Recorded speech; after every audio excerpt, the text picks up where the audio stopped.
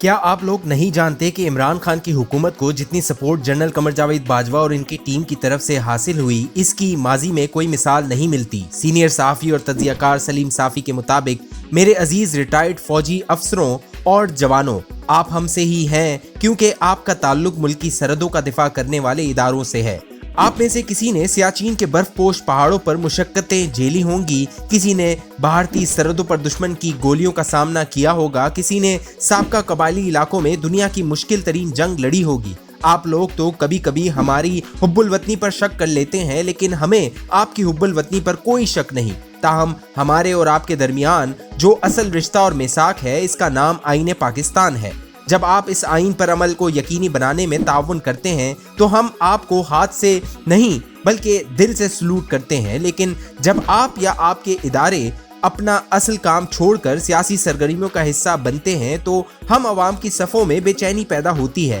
اور ہم توقع کرتے ہیں کہ ہم سے زیادہ تشویش آپ کی صفوں میں پھیلنی چاہیے، کیونکہ سیاست، عدالت اور صحافت کے دائرے میں مداخلت سے آپ کے ادارے کا وقار مجروح ہوتا ہے۔ یہ پوری قوم کی محافظ اور پوری قوم کے لیے قابل فخر فوج ہے، اور جب یہ کسی ایک پارٹی سے نتھی ہوتی ہے تو متنازع بن جاتی ہے۔ اب اس تناظر میں ٹیکس ادا کرنے والے ایک عام پاکستانی کی حیثیت سے میں چند گزارشات آپ سب کی خدمت میں پیش کرنا چاہتا ہوں۔ پہلی گزارش یہ ہے کہ عمران خان 2002 میں زیادہ مقبول تھے، ورلڈ کپ کی یاد تازہ تھی، شوکت خانم کے کارنامے کی یاد تازہ تھی، جوان ہونے کی وجہ سے ان کی شخصیت کی کشش بھی زیادہ تھی۔ تب یو ٹرنز لینا اور گالیاں دینا نہیں بلکہ سچ ان کی پہچان تھی۔ تب ان کے آگے پیچھے شہباز گل اور زلفی بخاری جیسے نہیں بلکہ اویس غنی اور اکبر ایس بابر جیسے نیک نام لوگ نظر آ رہے تھے، لیکن وہ چند نشستیں بھی نہ حاصل کر سکے۔ آپ لوگوں نے کبھی سوچا ہے کہ آخر وجہ کیا بنی جس کی وجہ سے ان کی پارٹی سیٹوں کے لحاظ سے بڑی پارٹی بن گئی؟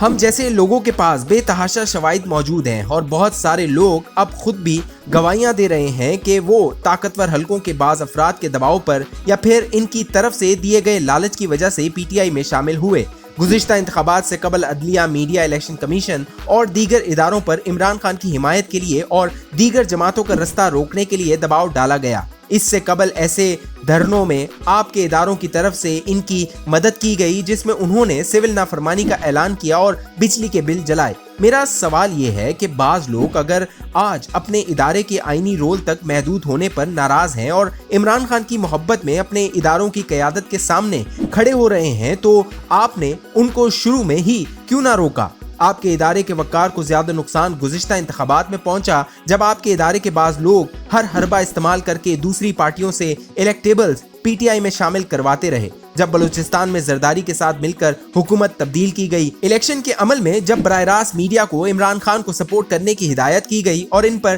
تنقید کرنے والوں کو خاموش کروایا جاتا یا پھر انہیں اپنے اداروں سے نکالا جاتا رہا، جب آپ کے ادارے کے لوگ پی ٹی آئی کے ٹکٹ تقسیم کرتے رہے، جب آپ کے ادارے کے باوردی جوانوں سے پولنگ ایجنٹوں کو نکلوا کر ٹھپے لگوائے گئے، جب عمران خان کو جیتوانے کے لیے الیکشن کمیشن کا R T S system fail کروایا گیا، اور جب قاسم سوری کی طرح تیسرے نمبر پر آنے والے لوگوں کو انتخابات میں کامیاب ڈکلیئر کیا گیا اور آئی ایس پی آر کی طرف سے میڈیا کو ہدایت کی گئی کہ وہ عمران خان کی حکومت کے بارے میں 6 ماہ تک منفی رپورٹنگ نہ کرے، ان چیزوں نے فوج کو عوام کی صفوں میں متنازع کر دیا۔ کیا میں انتہائی ادب سے پوچھ سکتا ہوں کہ جب یہ سب کچھ ہو رہا تھا تو آپ لوگ کیوں خاموش رہے؟ کیا آپ لوگ نہیں جانتے کہ عمران خان کی حکومت کو جتنی سپورٹ جنرل قمر جاوید باجوہ اور ان کی ٹیم کی طرف سے حاصل ہوئی اس کی ماضی میں کوئی مثال نہیں ملتی، لیکن اس کے باوجود عمران خان نے حکمرانی کے لیے بدترین ٹیم کا انتخاب کیا، ملک کی معیشت کا ستیہ ناش کیا۔ جنرل باجوہ دوست ممالک میں جا کر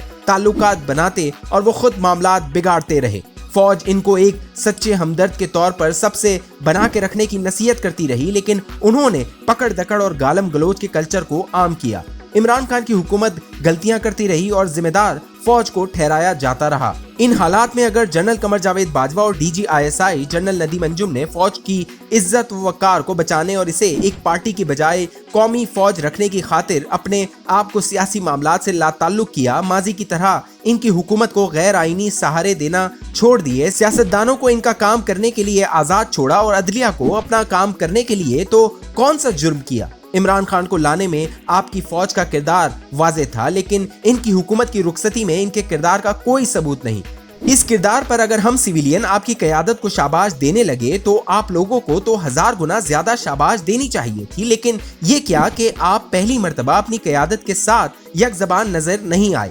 انڈیا کا میجر گورو آریہ کہہ رہا ہے جو نقصان گالیاں پڑوا کر عمران خان نے پاکستانی فوج کو پہنچایا ہے وہ ہم انڈین کھربوں روپے خرچ کر کے نہیں پہنچا سکتے تھے، لیکن نہ جانے آپ لوگوں پر عمران خان نے کیا جادو کر رکھا ہے، یا پھر پی ٹی آئی کے ورکرز کی طرح شاید آپ لوگوں نے بھی عقل کا استعمال ترک کر دیا ہے کہ اپنی فوجی قیادت کے ساتھ ماضی کی طرح ہم زمان نہیں ہے۔ اللہ کے بندوں کچھ تو سوچو۔